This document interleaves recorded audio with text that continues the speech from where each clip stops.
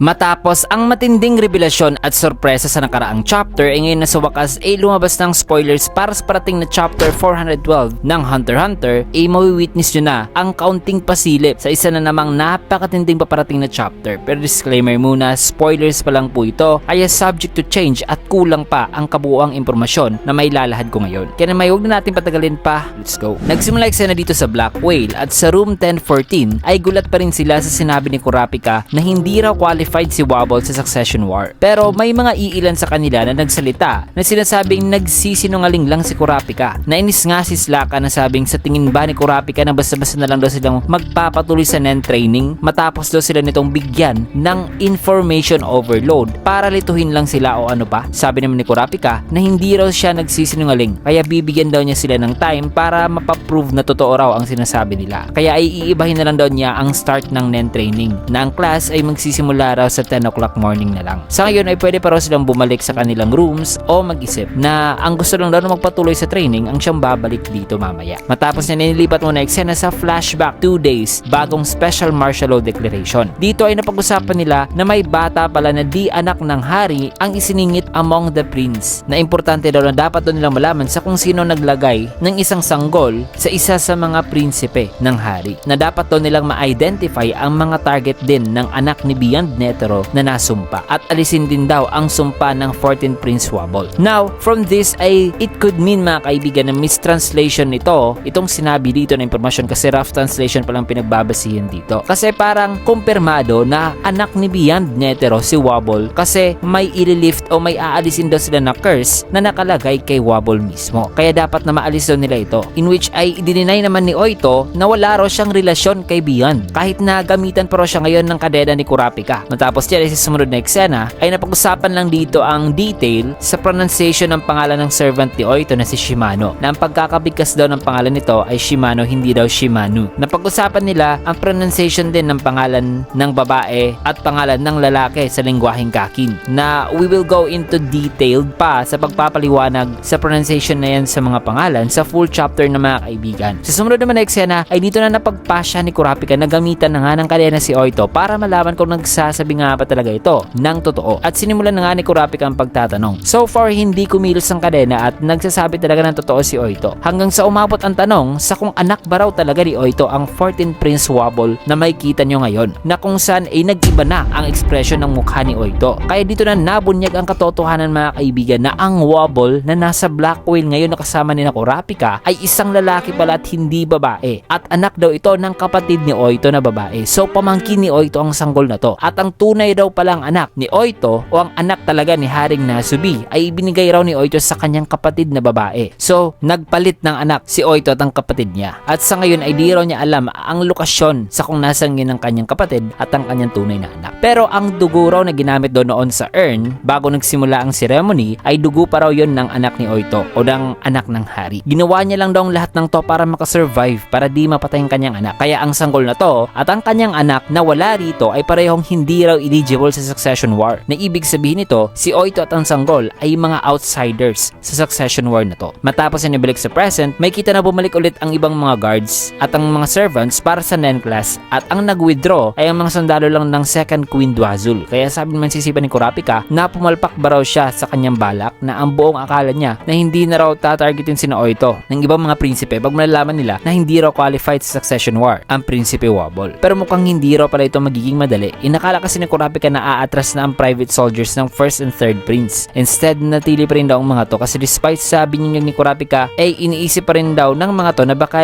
may tinatago ni Kurapika ang tunay na prinsipe o ng anak ni Oito. Kaya ang next move na lang daw ni Kurapika na gagawin ay ang maalis daw sila sa radar ng 1st Prince na kung mangyari man yan ay para sa kanya isang maliit na raw yan na panalo. Kaya sa ngayon ay pagpapatuloy pa rin daw niya ang NEN training at gagamitin ang kanyang unique na ability at impormasyon na meron siya bilang advantage sa kanilang parte. At ang pangalawang dapat daw nilang i-address ay ang lutasin ang tungkol sa mga anak ni Beyond na may nakalagay na sumpa. Kasi ang sumpa na yan ay imposible ro talagang ma-defend ng isang sanggol. Gaya na lang nitong fake Prince Wobble. Kaya napagpasyahan din nila na ang tanging paraan na lang daw para mahanap ang ibang anak ni Beyond na may sumpa at matulungan mawala ang mga sumpa na yan ay dapat daw nilang i-confront at tanungin talaga mismo si Beyond in person. Matapos yan yung sumunod na eksena, may kita nga si Beyond na nakangiti dito sa loob ng kanyang cell na nagsasabing hinihintay talaga kita sapagkat may isang lalaki na nagpunta rito at nakasuot ng suit. Well, hindi pa natin alam kung lalaki ba ito o babae pero nakasuot siya ng suit mga kaibigan at hindi pinakitang mukha. Subalit bago ipinagpatuloy ang eksenang yan ay inilipat muna eksena sa kung nasaan ngayon ang Supreme Magistrate na si Cleopatra na nagpunta pala dito sa cell ni Beyond. So ang eksenang to ay nangyari sa ibang araw o oras sa kung nasaan ay may nagpunta rin kay Beyond na nakasuot ng suit. At dito mga kaibigan, sa pag-uusap ni Beyond at nitong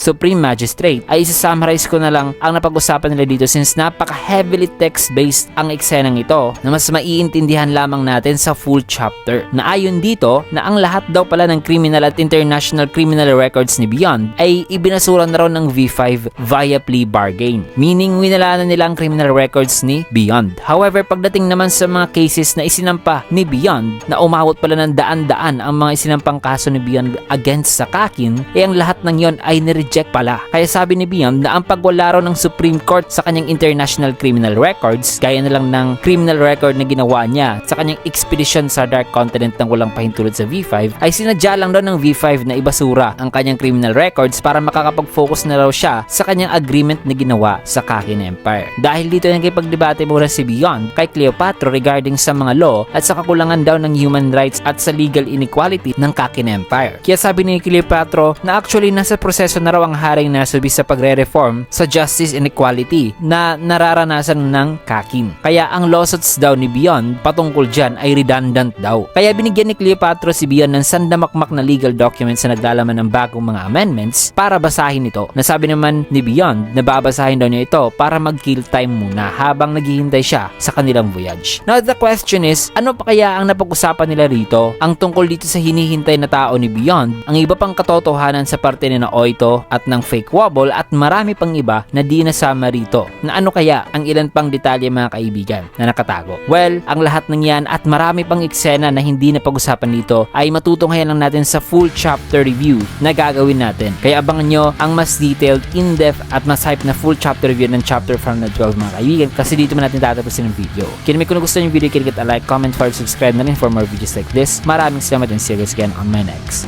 video.